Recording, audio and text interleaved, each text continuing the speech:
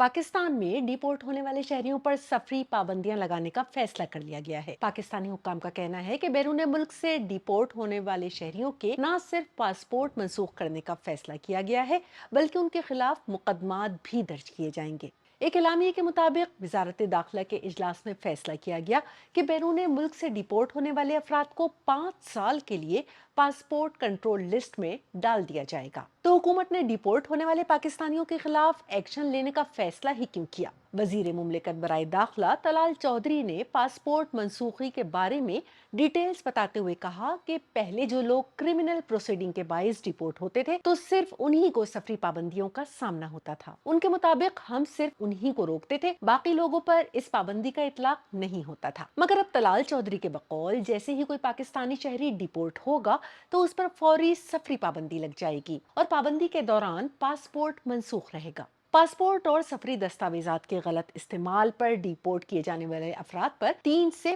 5 साल सफरी पाबंदी लगेगी। तलाल चौधरी के मुताबिक इस इकदाम का मकसद गल्फ कंट्रीज से आने वाली उन शिकायत का इजाला है जिसमें भीख मांगने वाले पाकिस्तानियों को डिपोर्ट किया गया। यहाँ ये बात डिस्कस करना भी जरूरी है कि कौमी असम्बली को हाल ही में वजारत दाखिला ने बताया था कि गुज़िश्ता 1.5 साल के अरसे में मुख्तलिफ ममालिक से 5,000 से ज्यादा पाकिस्तानी शहरियों को भीख मांगने के इल्जाम में डिपोर्ट किया गया था।